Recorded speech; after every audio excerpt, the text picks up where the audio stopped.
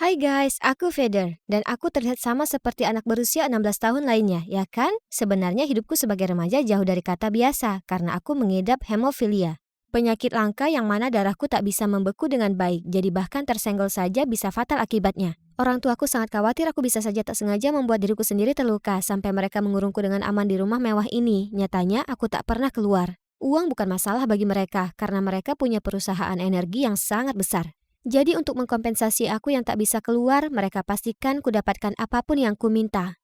Ruang bermainku yang super besar ini keren kan? Tak hanya itu, aku juga punya ruang ganti dengan ratusan pakaian Lolita. Dan lemari makanan besar penuh dengan snack favoritku yang bisa ku nikmati kapan saja. Sejujurnya, tak ada yang perlu dikeluhkan, kecuali terkadang kurasakan agak sepi. Hingga suatu pagi, aku terbangun karena suara memekik dari lantai bawah. Apa kau bercanda denganku? Kau membakar tenggorokanku dengan ini atau apa? Ada apa ini? Aku ke ruang tamu dan terkejut melihat ada cewek duduk terlalu nyaman di sofa kami. Aku masih mencari tahu siapa dia saat tiba-tiba dia berkata, "Kau yang berdiri di dekat pintu, ambilkan aku segelas air dingin. Sekarang." Terkejut, secara spontan aku langsung mengambilkannya air. Lalu cewek itu akhirnya mendongak dan sepertinya terkejut melihatku. "Oh ya ampun, aku minta maaf sekali. Kukira kau hanya salah satu pelayan." Ternyata dia adalah Kedi, putri tuan dan Nyonya Forger, dua ilmuwan yang berkolaborasi dengan perusahaan keluargaku. Orang tuaku mengatur agar mereka tinggal di sini untuk memfasilitasi riset pada proyek yang akan datang. Kemudian aku memberitahunya soal kehidupan dan kondisiku. Dia tampaknya sangat terkejut. "Oh, Feeder, seolah kau ini tinggal di dunia kecilmu sendiri. Di luar sana ada mobil terbang dan mereka baru saja menciptakan mesin waktu juga. Kau ketinggalan banyak sekali." "Sungguh, bagaimana mungkin tak ada yang memberitahuku soal ini?" "Aku bercanda, bodoh." "Wah, kau tak bercanda soal tak meninggalkan tempat ini ya?" Lalu dia mulai bercerita padaku tentang beberapa hal yang gemar dia lakukan di dunia luar, seperti nonton film terbaru di bioskop, pergi ke mall di mana dia bisa mencoba barang-barang sebelum membelinya, atau mendatangi festival seru. Semuanya terdengar sangat keren. Kami ngobrol lama sekali, lalu kutunjukkan Kedi sekeliling rumah. Reaksinya saat melihat ruang ganti dan ruang bermainku sungguh tak kira. Sejak saat itu, kuhabiskan banyak waktu dengan Kedi, tapi hal yang paling kusuka saat berada bersamanya adalah ceritanya tentang sekolah, tempat dia bisa belajar hal baru dan mendapat banyak teman. Melihat ekspresiku yang tertarik, Kedi segera menyarankan aku bicara ke orang tua mengenai kemungkinan mengizinkanku mencobanya sendiri. Sebenarnya, tak ada yang salah untuk mencoba, ya kan? Jadi saat makan malam, kukumpulkan keberanianku untuk berkata, "Ibu, ayah, aku ingin pergi sekolah. Aku paham kalau kalian khawatir tentangku. Kedi akan ikut untuk melindungiku. Benar kan, Kedi?" "Oh ya, itu benar. Feeder ada di tangan yang tepat. Tuan dan Nyonya Adams." Orang tuaku tampak sangat ragu, tapi setelah bujukan yang panjang, mereka akhirnya setuju dengan syarat. Kami akan masuk sekolah paling bergensi di negara bagian ini dan kami akan punya sopir pribadi. Sedangkan untuk Kedi, untuk menghindari terjadinya cedera, kusarankan kau hilangkan kuku panjang dan perhiasanmu, Kedi. Kami kembali ke kamarku setelah makan malam dan aku tak bisa sembunyikan kegembiraanku. Yes, kita akan segera pergi ke sekolah bersama. Apa yang harus kupersiapkan? Apa saranmu? Tapi kemudian kulihat Kedi menatap dengan sedih kukunya yang baru saja dihias. Aku sangat menyesal, Kedi. Apa ada sesuatu yang bisa kulakukan untuk menebusnya? Tak apa, Feather. Yang terpenting kau bisa pergi sekolah dan aku sangat senang untukmu. Lagi pula ini waktunya tidur, aku akan kembali ke kamarku sekarang. Aku sangat beruntung punya seorang teman sepertinya. Saat aku asyik dengan pikiranku, ada suara yang tak asing mengagetkanku. "Hei, kudengar kalian berdua akan pergi sekolah. Apa kau yakin ini aman?" Kedi sepertinya tak begitu bisa dipercaya. "Itu bukan urusanmu. Kau cuma iri bahwa aku sudah punya teman baru sementara kau masih kesepian, ya kan?" Jika kalian bertanya-tanya, cowok ini adalah Liam, anak kepala pelayan. Dia sahabat masa kecilku dan biasa datang ke rumah setiap hari untuk homeschooling dan menghabiskan waktu denganku. Namun kami sempat bertengkar dan aku tak pernah lagi bertemu dengannya. Ya, paling tidak hingga saat ini. Dia hendak mengoceh soal lainnya, tapi ku banting pintu di depan mukanya. Aku tak akan biarkan dia mengacaukan suasana hatiku. Yang perlu kupikirkan adalah hari sekolahku yang segera tiba. Oh ya ampun, ini sangat menyenangkan. Aku tak sabar. Kita akan ke Edgewood Heights hari ini. Jadi kuputuskan untuk mengenakan gaun Lolita kesukaanku seperti yang disarankan Kedi. Oh, aku hampir lupa, Mr. Freddy. Dia sudah jadi sahabatku sejak anak-anak, dan tentu saja dia harus ikut denganku di hari besar ini. Kedi juga bilang sebaiknya ku coba memperkenalkannya ke semua orang. Itu akan membantuku lebih cepat mendapat teman. Sungguh ide yang brilian. Wah, kami akhirnya tiba di sini. Hei Kedi, bagaimana kita temukan loker kita? Hei Kedi, kapan makan siang? Hei Kedi, apa kau tahu siapa yang akan mengajar kita? Oh ya Tuhan, Feather, berhentilah bertanya. Semua orang menatap. Aku bahkan tak memperhatikan. Mungkin itu karena kita baru. Hai, aku Feather. Atau mungkin itu karena pakaianmu yang mewah. Sebelum aku bisa berkata apapun, seseorang bicara. Itu gaun yang cantik.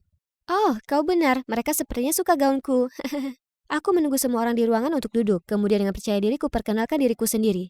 Hai semuanya, aku Feather, dan ini sahabatku Mr. Freddy. Segera saat mereka melihat Mr. Freddy, semua tertawa terbahak-bahak. Aku tak tahu apa yang lucu, jadi dengan canggung aku ikut tertawa.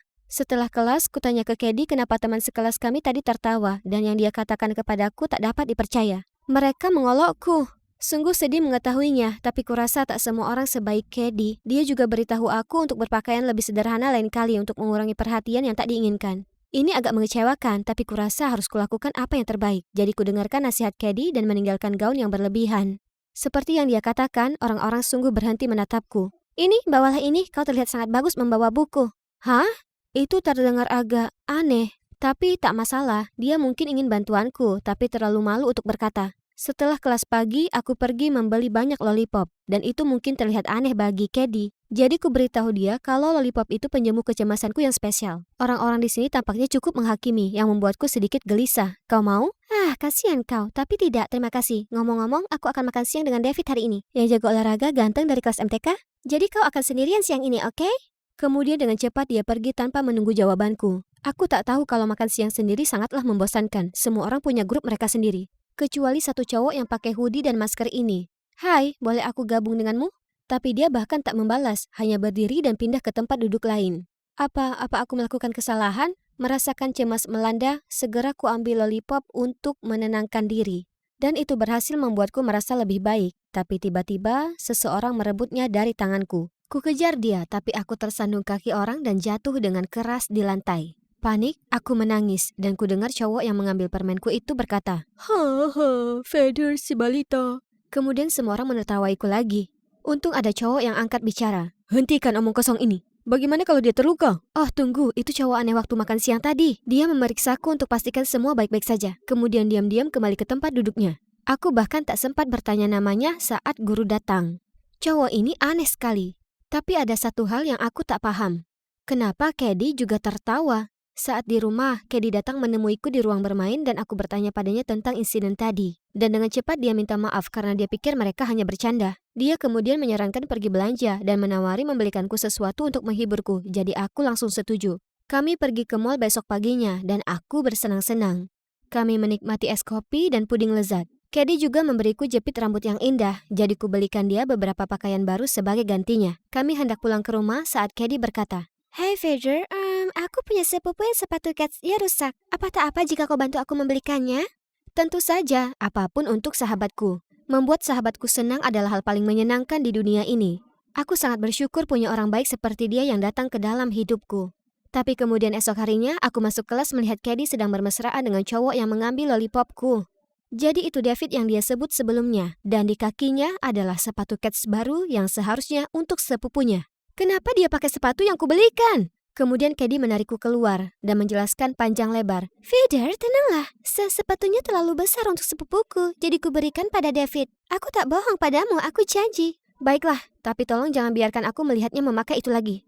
Aku merasa tak enak sekali karena Kedi terlihat sangat sedih setelah dengar apa yang kukatakan, dan saat itu David mendekatiku. "Ada apa, balita? Kau ada masalah dengan sepatu baruku?" Aku mematung ketakutan, tapi kemudian untungnya pengumuman terdengar lewat pengeras suara. "David Peterson, silakan datang ke ruang kepala sekolah, segera." Ternyata dia mendapat masalah karena menyemprot cat ke mobil guru. Paling tidak, seseorang sudah membantuku memberinya pelajaran. Tapi tak hanya itu saja, beberapa teman sekelasku juga mendapat hukuman karena curang di kuis matematika kemarin. Sementara yang lain tertangkap membolos kelas. Sungguh pagi yang menggemparkan, seolah seseorang berusaha jadi pahlawan di sini. Akhirnya tiba istirahat makan siang. Kuharap semua jadi lebih baik di siangnya. Tapi, apa ini? Poster tentang aku? Dikatakan juga di bawahnya, Feather si balita adalah pengadunya. Kedi dengan cepat melihatnya dan berkata bahwa hal terbaik untuk menghadapi lelucon macam ini adalah dengan meladeninya. Aku tak yakin soal itu, tapi sepertinya itu satu-satunya cara sekarang. Jadi, aku naik ke kursi kosong di kantin dan mulai berbicara dengan lantang dan jelas. Bisa minta perhatian semuanya? Hai, aku Feather si balita dan aku bangga akan itu. Bukannya dapat respon yang kuinginkan, yang kuterima adalah makanan. Seluruh kantin tertawa dan melempari makanan ke arahku. Kututupi wajahku, berusaha menangkisnya, tapi lantainya jadi licin karena semua makanan berminyak ini dan aku akhirnya jatuh. Oh tidak, aku tergores. Aku hanya bisa berbaring di lantai kesakitan. Orang-orang akhirnya berhenti saat mereka melihatku berdarah. Yang bisa ku dengar samar-samar adalah suara tak asing yang memanggil namaku. Aku terbangun di rumah sakit, mendapati Liam duduk di sampingku. Feather, kau sudah bangun? Kamu baik-baik saja? Liam? Kenapa kau di sini? Di mana Kedi? Kedi? Kau masih mencemaskan Kedi? Dia dalang di balik semua ini. Dia beritahu kepala sekolah tentang teman-teman sekelasmu. Dan beritahu semua orang itu kau agar mereka membencimu. Apa? Bagaimana mungkin itu terjadi? Ternyata cowok yang selalu pakai hoodie dan masker itu Liam. Liam selama ini mencurigai ada yang tak beres dengan perilaku Kedi. Jadi setelah gagal memperingatkanku akan dirinya, Liam putuskan untuk menjagaku sendiri saja. Aku menangis dan berusaha memeluknya meski lenganku sakit. Kemudian Liam menunjukkan padaku video yang mencengangkan Kedi bicara buruk tentangku ke semua orang. Kau tanya kenapa Feather membawakan bukuku? Itu karena orang tuanya kerja untuk perusahaan keluargaku. Dan dia akan lakukan apa saja yang kukatakan selama aku memberinya uang. Melihat amarah dan kekecewaan di mataku, Liam menenangkanku. Liam menenangkanku dan berkata dia punya rencana untuk mengungkap dia yang kusebut sahabatku ini. Saat kembali ke sekolah beberapa hari kemudian, aku langsung melabrak Kedi. Itu kamu. Kau ada di belakang ini semua. Aku sudah tahu semuanya. Berhentilah bersikap konyol, Feather. Kau ketahuan dan sekarang kau berusaha menyalahkan aku. Berhentilah berpura-pura, tak akan ada yang percaya. Di akhir kelas, Kedi tiba-tiba mengumpulkan semua orang. Semuanya, pergilah ke aula pertemuan. Aku punya sesuatu yang sangat menarik untuk kutunjukkan kalian, guys. Oh astaga, aku penasaran apa lagi yang dia rencanakan. Liam dan aku dengan cepat mengikuti kerumunan itu dan mendapati Kedi berdiri di atas panggung.